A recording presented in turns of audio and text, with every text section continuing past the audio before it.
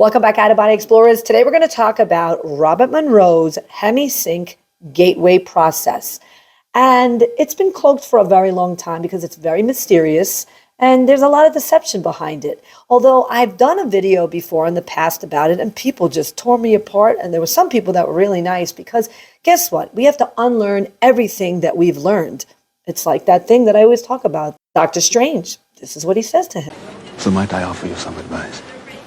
Forget everything you think you know. Now, I have the government documents about Monroe's process. There's a CIA connection to it. It's under the CIA papers. And if you don't know what's going on right now and being awake and knowing that the three-letter agencies were never good, they were never good, and now they're cleaning up what's happened in the past. So now, here are the documents of the CIA document, but I like to break down the words that they have in there. And they have the word hypnosis in there. And everything that you look at right now, if the word doesn't jive with you, go on etymology.com. It's actually etmoonline.com. It breaks down the words. Now, hypnosis, right out of the dictionary, I'm reading it right off of the computer, 1850 is when the word came around, and the word really means the coming on of sleep, coined as an alternative to hypnotism. From hypno, sleep, plus osis is condition, but the distinction was not sustained. By 1876, hypnosis was being used of artificially induced conditions. So now that word changed. And now the next word that I want you to know about, because this is alone, homunculus, if you know what that even means, there's a 10-hour video from Mind Unveiled that I was obsessed with, that I watched it over and over and notebooked it and you name it. And I'm going to tell you, if you watch that whole video, you're going to be freaked out even more. And why did they actually show you that in this CIA paper, and they called it the homunculus? So the homunculus is a tiny human being produced artificially, so in the 1650s, and literally it's called little person.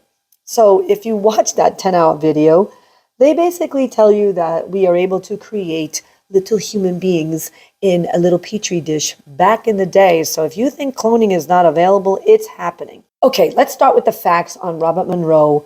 Wasn't some just a guy who was exploring out of the body. He gave all of his work to the CIA. CIA has a big time mind control program, like Clockwork Orange. Does anyone remember that? I remember that crazy movie. I was like, I can't even believe they're putting that on TV. But I was young when it came out. So it's a Clockwork Orange kind of thing. Now, the CIA papers are going to be in this description, and it's from the Department of the Army. But the person that wrote the letter, I'm going to go right through it. It's analysis. The subject is analysis and assessment of the gateway process. Now, it was researched by, or really given the overview by, Wayne M. McDonald. Okay, he's a lieutenant commander. All these are written in CIA papers. And what they really did was give you an overview of what's happening. This research was now finally given out in 2003. Like, oh, your God, you're hiding all these things because, it always takes 20 years for it all to come out. But I want everybody to see that I just break it down because, like, on the second page, they talk about the introduction of the gateway process, and I'm just talking about it really quick. But the hypnosis part about it is important because of how those words changed. And I'm bringing this up only because that's in my chart and in my DNA about being in a hypnotic state, and that's what happens to the body when you're in an out-of-body situation. So we'll have to talk about hypnosis in another video. I took these words and put it into the AI system, the ChatGPT. I'm going to show you the diagram from ChatGPT to the diagram of what was in the CIA papers. Now, it's very bizarre, and if you really study symbols, sigils, mascots, crests, I have been studying it with Jesse Zerbata. Okay, so that's one. Even alone, this picture is completely a mind control picture. And I'm going to point out some things about the little person that they're creating, the homunculus. That's what they're creating, and so they're splitting the mind to actually go into those dimensions. And I'm only telling you this because that's exactly what happens to me when I get into these out-of-body states. And if you also notice that this little person over here, or this little symbol of the bull, it's there too. Like, why would you have a weird face and the tongue coming out? Because the tongue also is a symbol of the devil. And not only is that going on the side, you see the split up body. Now, I don't like this diagram, but this is the diagram that I have from the ChatGPT. And it's so interesting how all those words created this diagram. And when you get into an out-of-body state and you want to go into a portal, good portals to me don't look like this, but they do come out like this. And I've done stories about the one that's in a circle. and the one that's in checkerboard circle. Those are very bad portals to go through, so please don't go through them when you're going into any of the system, because I've seen them just to show you about them. God has showed me, do not go through those portals. Sound and vibration is really important too. All right, so now my personal experience with the Hemi-Sync situation. I finally get money, it's 1998, and I'm like, okay, God, I'm going to get that Hemi-Sync because I researched Robert Monroe, because I'm trying to figure out, I'm having out-of-body experience, I'm having near-death experiences. So now I go and do my research, I go to find it, and I'm going to buy it, and I'm about to get it, and I say, oh, it's like $300 and something. I'm like, I could use that money to do something else. I hear God's like, yeah, you don't need to do it. So I don't do it. Now I do more research. I'm about to buy the book, and I'm like, let me buy the book, but I'm not going to read it. So this is the YouTube video that I did. Read the book now, because that's why if I reread the book again, you'll see even more things that I probably know that it's all deep state. Just reminding you about that. And now I go and have my out-of-body experience retreat that I go to France. Now, the situation I can only explain is I was able to jump out of my body every night for those 9 days, the retreat.